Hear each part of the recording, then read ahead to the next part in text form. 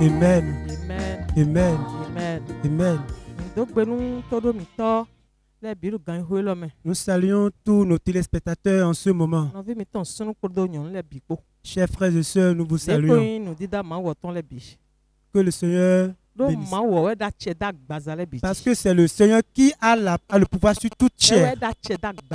C'est lui qui a le pouvoir sur toute chair. Le Dieu, c'est lui qui a autorité sur tous les hommes. C'est lui qui a créé tous les hommes à son image. Alors là, n'importe quel moment, nous savons que ce sont nos frères. Tous les hommes, nous sommes tous des frères. Nous sommes tous des frères nés d'un homme et d'une femme qui a mis au monde tout le monde. Adam et Ève. Alors là, en ce moment, je vous salue. Et je vous salue, je vous souhaite une très bonne et heureuse année. Que si nous avons bien fêté dans ce monde, sur cette terre, si une année passe, une autre vient. Cette année, tel que Jésus-Christ l'a ordonné, dans le livre de Luc, chapitre 4, verset 18 à verset 19, il a dit qu'il a été oint, qu'il a été choisi, afin qu'il puisse l'annoncer à tout le monde. Ceux-là qui sont les pauvres, ceux-là qui sont des malades, qui de leur dit qu'ils sont déjà guéris. Ceux-là qui ont le cœur troublé, quelque chose s'est passé sur eux, ils ont le cœur troublé. Ceux-là qui sont même dans le suivi de mort, Dieu a dit, il a ordonné maintenant leur délivrance. Il est venu annoncer aux aveugles que de savoir que leurs yeux sont déjà ouverts. Que de la même manière, il a dit qu'il est venu pour nous annoncer année de grâce que cette année est une année de grâce. Que cette année, c'est une année de grâce. C'est ce que le Seigneur a dit. C'est en cela que je demande que ce propos-là, ce que le Seigneur a dit là, que cette parole-là que le Seigneur a dit, que cela s'accomplisse sur tout le monde. Que la grâce de l'Éternel se répande sur tout le monde. Cette année est une année de bénédiction. C'est une année de consolation. De rétablissement. C'est une année de rétablissement. Et le Seigneur va nous enrichir de toutes nos richesses. Au nom de Jésus-Christ. Nous allons prier. Seigneur Jésus-Christ, Dieu de grâce, nous te remercions. En ce moment, Seigneur, ce que tu nous as commandé, c'est ça que nous faisons en ce moment. Et c'est ça que je veux faire. Tu as dit d'annoncer ta parole aux nations, au peuple, ta résurrection, de l'annoncer au peuple et aux nations. Et c'est en ce moment que je me suis planté pour pouvoir le faire. Et nous voulons l'annoncer. Seigneur, les oreilles qui entendent, les cœurs qui comprennent, donne cela à ton peuple. Seigneur éternel, que cela en soit ainsi. Que la parole guérisse les nations et les peuples. Au nom de Jésus-Christ. Notre sujet de ce moment est intitulé toute plante que notre Père Céleste n'a pas planté sera déraciné. C'est là notre sujet. Toute plante que n'a pas planté notre Père Céleste sera déracinée. Et cela est extrait du livre de Matthieu chapitre 15. Et nous allons lire juste le verset 13. Verset 13, ouais.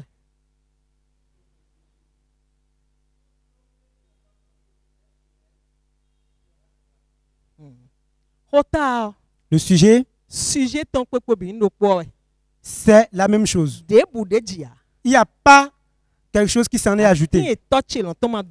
Toute plante que n'a pas planté mon Père Céleste sera déracinée. Qui a dit cela? Celui qui a dit cela, on l'appelle Jésus-Christ. C'est lui qui a dit cette parole. Et pourquoi il a dit cela? Et de quelle plante parle-t-il? De quelle plante parle-t-il? Sont-elles les plantes qui sont dans les brousses? Ce sont ces plantes qu'il veut déraciner? Non, du tout pas. Ce n'est pas dans la brousse ou bien dans la forêt que se retrouve cette plante-là. Ce qui constitue là une plante que le Père Céleste n'a pas plantée, frères et sœurs en Christ, ce sont les créatures de Dieu. Créatures de Dieu. Bien-aimé de Dieu. Objet de jalousie. C'est toi qui constitues un objet de jalousie pour le Dieu. C'est à toi qu'il parle. C'est à toi et à moi qu'il est en train de s'adresser. Et il nous dit que toute plante que n'a pas planté son Père, que cette plante serait déracinée. La souffrance dans laquelle tu es, ce n'est pas lui qui a planté ça. Il ne t'a pas créé avec cela, c'est ce qu'il est en train de dire. Il ne t'a pas créé pour la souffrance. Il ne t'a pas créé pour la pauvreté. Il ne t'a pas créé pour la misère. Il ne t'a pas créé pour la maladie. Dieu ne t'a pas créé ainsi. Dieu ne t'a pas créé pour que la sorcellerie te tue. Il ne t'a pas créé pour que tu sois envoûté. Et que le jour où tu dois que tout ce monde resterait devant, on va te tuer. Dieu ne t'a pas créé pour ça. Ne t'a pas créé pour ça. Est-ce que tu as entendu? Créature de Dieu. L'ennemi, notre ennemi, c'est lui qui a planté cela. Et qui a la puissance, l'autorité sur la vie de l'homme. Et il tue l'homme avant son jour. Il a pris par où? Il a pris par où pour faire cela? C'est Jésus-Christ qui a dit la parabole. C'est Jésus-Christ lui-même qui a dit la parabole. Dans le livre de Matthieu, chapitre 13, verset 24, le 24e verset jusqu'au 26e verset. C'est ça on va nous lire. Et nous allons continuer. Allons-y. Il leur proposa une autre parabole. Et il dit: le royaume des cieux est semblable à un homme qui a semé une bonne semence dans son champ. Mais pendant que les gens dormaient, son ennemi vint, se marque de l'ivresse parmi le blé et s'en alla. Lorsque l'herbe eut poussé et donna du fruit, l'ivresse parut aussi.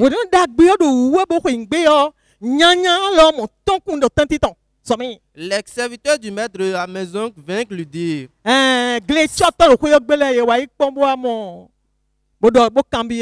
Seigneur, n'as-tu pas semé une bonne semence dans ton champ? D'où vient donc qu'il y a de l'ivresse? Il leur répondit: c'est un ennemi qui a fait cela. Et les serviteurs lui disent: gloire à Dieu. Alléluia. Alléluia. Amen. Ils ont dit que c'est l'ennemi qui a planté cela. Ce que l'ennemi a planté, c'est de cette plante-là, il s'agit qu'il va déraciner. Il a dit qu'il va déraciner. Qu'il va le déraciner. Quand l'ennemi a ensemencé cela, il a planté cela dans le jardin d'Éden. Au moment où l'homme, après avoir fini de créer l'homme, il a créé, il a vu toutes les choses. Il a vu toutes les choses, il a dit que toutes choses sont bonnes. Que tout est parfait. Que toutes choses sont bonnes. C'est ce qu'il avait dit. C'est ce que Dieu a dit. Et il a dit à l'homme: sois éveillé. Sois éveillé. Il y a quelque chose qui veut se passer. Ne permet pas que cela se passe. Et lorsque l'heure est sonnée, l'homme ne sait pas effectivement. L'homme était effectivement dans un sommeil. Et l'ennemi est venu planter sa semence. Il a ensemencé cela à travers le serpent. Il a ensemencé cela dans le cœur de l'homme. Il a semé le mal dans le cœur de l'homme. Et le mal là, il a mis ça dans le cœur de l'homme. Et c'est après cela que l'homme maintenant a pris le fruit de l'arbre. Il a déjà ensemencé le mal là. Avant que l'homme ne prenne maintenant le fruit. Il a dit, écoute, Dieu sait que le jour où tu en mangeras, que tu deviendras, que tu serais comme les dieux. Dieu sait que le jour où tu vas manger, que tu serais comme les dieux. Et aussitôt, le cœur de l'homme est gâté, est gâché. Le cœur de l'homme est gâché comme ça. C'est depuis ce bon moment que l'homme est entré dans la méchanceté. C'est depuis ce moment que l'homme est. C'est depuis ce moment que l'homme est tombé dans la souffrance. Il est entré dans la souffrance. Il est entré dans la misère. Il a quitté la gloire. Il a quitté la gloire dans laquelle il a été mis. Il a quitté cette gloire. Il a quitté la beauté. Il a quitté la gloire. Il est entré dans la souffrance de la pauvreté. Et là, Dieu a dit dans le livre de Genèse chapitre 3, verset 2. Il a dit, voilà que l'homme a déjà pris de ce fruit-là. Il est maintenant l'un de nous, l'un comme nous. Ce que je vais faire maintenant, je vais le chasser du jardin. Je vais le chasser du jardin. Et il va s'en aller. Il va s'en aller pour souffrir. Il va s'en aller pour souffrir. Le choix qu'il a fait, qu'il ira souffrir. Et l'homme est parti. Doucement comme ça. Et si nous allons nous dire la vérité, la vie de l'homme a commencé par gâcher. Est-ce que tu le sais, mon frère, ma soeur? Est-ce que tu sais que c'est le mal qui est venu? Est-ce que tu sais que celui-là qui est propagé, qui a propagé? Savez-vous que c'est Caïn qui a propagé? C'est Caïn qui a propagé. C'est le mal qui a cru. Et notre Sauveur nous a dit que c'est dans le cœur de l'homme que sortent les mauvaises choses. Les mauvaises choses se retrouvent dans le cœur de l'homme. La plante dont on parle ici, si on voudra faire parler de cette plante, que c'est dans le cœur de l'homme. C'est ce qu'il nous a dit. Que ce qui sort de la bouche de l'homme, c'est ça qui manifeste ce que l'homme est. Alors là, ce qui sort de ta bouche, qui sort de notre bouche, dans le livre de Matthieu chapitre 12, verset 23, il est dit que si on voudra connaître le fruit d'un arbre, que c'est à travers sa bouche qu'on va le reconnaître. Et le livre de Marc chapitre 7, le verset 21, continuant, et lui il a dit que c'est dans le cœur de l'homme que se retrouvent toutes les mauvaises choses. Alléluia. Qu'est-ce qu'on est en train de dire par là? L'ennemi a planté cette mauvaise plante-là. Et la vie de l'homme est détruite, est gâchée. Lorsque l'homme est entré dans le péché, continuant, et c'est comme ça sa vie est mauvaise. Les souffrances ont commencé. Les misères ont commencé. Les calamités passées par là. Et il y a la mort qui a commencé son œuvre. Les choses mauvaises ont commencé leur œuvre au point où vous voyez que vous savez que le premier monde c'était si pire. Et Dieu avait dit qu'il va détruire l'humanité entière. Au temps de Noé, il a dit que la méchanceté des hommes était si grande. La méchanceté des hommes était si grande au point où Dieu avait dit qu'il va détruire la terre. Il a dit qu'il s'était énervé. Et il avait détruit le monde là-dedans. Dans ce temps. Au temps de Noé, Dieu avait effacé le monde là à cause de la méchanceté. La méchanceté était si grande. C'est la mauvaise plante qui a cru, qui s'est dans la vie de l'homme. Et le monde entier est détruit comme ça. Vous savez que c'est ça qui a détruit Sodome. La méchanceté, à cause de la méchanceté, il a détruit Sodome. Il a détruit Sodome. Vous savez cela? Mais pour ceci maintenant, il a dit qu'il va le rebâtir. Il ne va pas le détruire comme ça. Dis Amen. Je te dis de dire Amen. Toi et moi, nous sommes heureux. Oui, nous sommes heureux. Il a dit qu'il ne va pas le détruire de cette manière. Il ne va pas le détruire de cette manière. Il s'agit d'une plante que l'ennemi a plantée. Il va la déraciner. Tu vas, de ton vivant, il va faire. C'est de ton vivant qu'il va le faire. Il est venu pour le restaurer. Et c'est la raison pour laquelle il a pris cher. Il est venu, il a fait une œuvre pour toi. Il a fait l'œuvre là pour moi. Avant que tu ne viennes dans ce monde.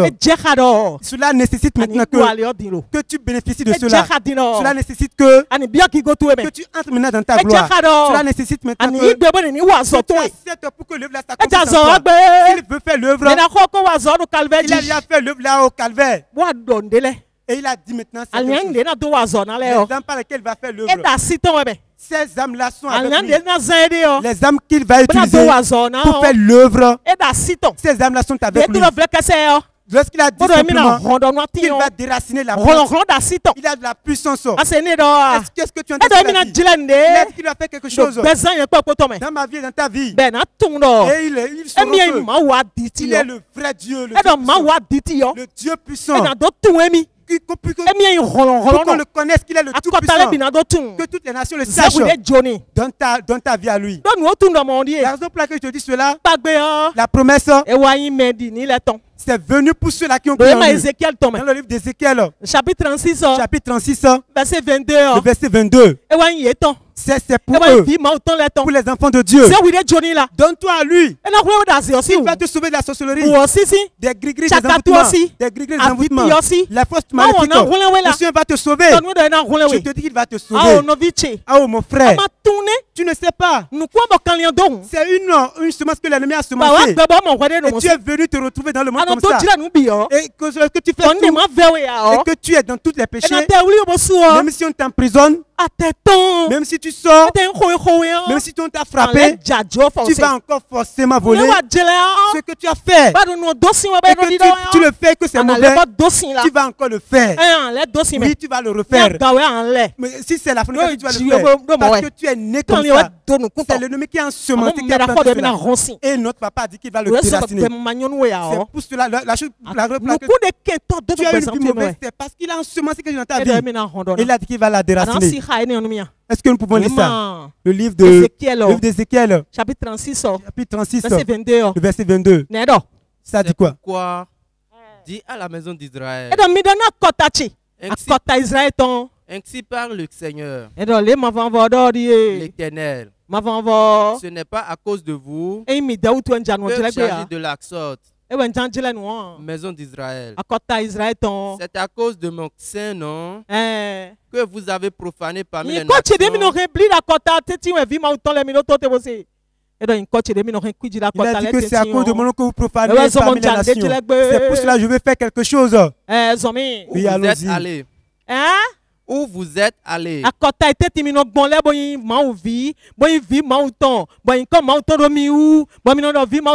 nations dans lesquelles vous parcourez, vous dites que vous êtes enfant de Dieu, vous êtes racheté de Dieu. Je sanctifierai mon grand nom. Je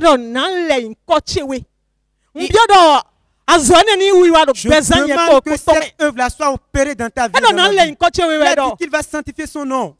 Allons-y. Qui a été profané parmi les nations. La souffrance dans laquelle tu es, c'est que tu profanes le nom de Dieu. La souffrance dans laquelle tu es, c'est que tu profanes le nom de Dieu. La misère dans laquelle tu es, c'est que tu profanes le nom de Dieu. Le péché dans lequel tu es, enfant de Dieu, tu continues de discuter, tu continues de te bagarrer, tu n'y as pas la foi. Là, tu profanes le nom de Dieu. Allons-y. Que vous avez profané au milieu d'elle. Et les nations sauront que je suis l'Éternel. Il a dit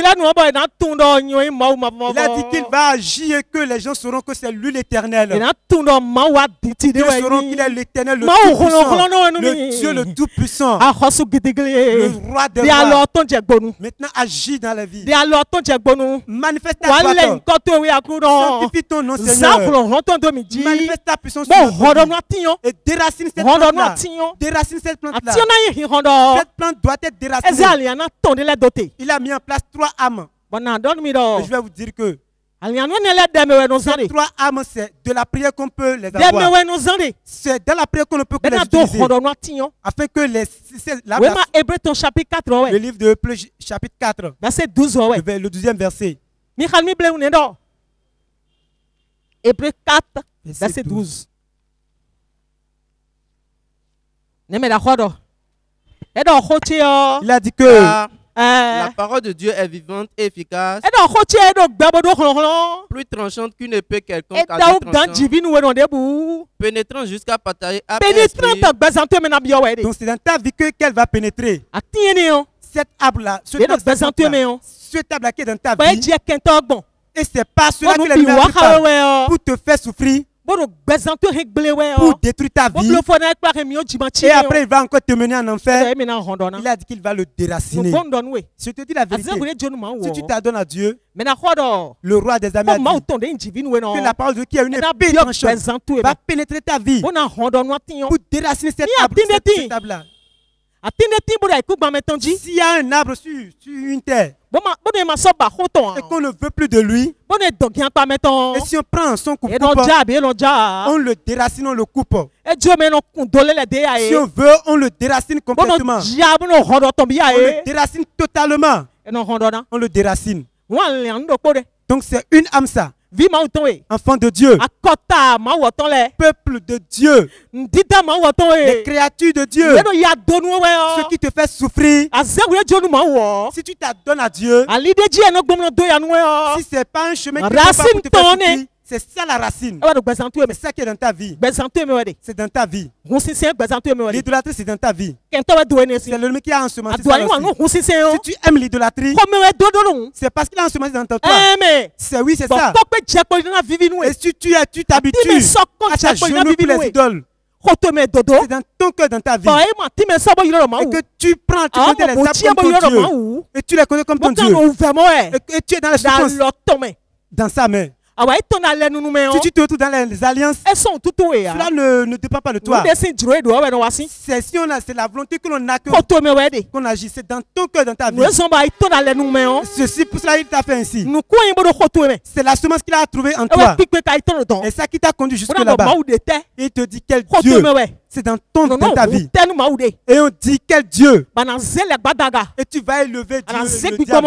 Tu vas élever tu vas élever tu vas élever la sirène que tout arbre qui n'a pas été planté que toute plante qui n'a pas été plantée soit déracée. Dieu ne t'agrée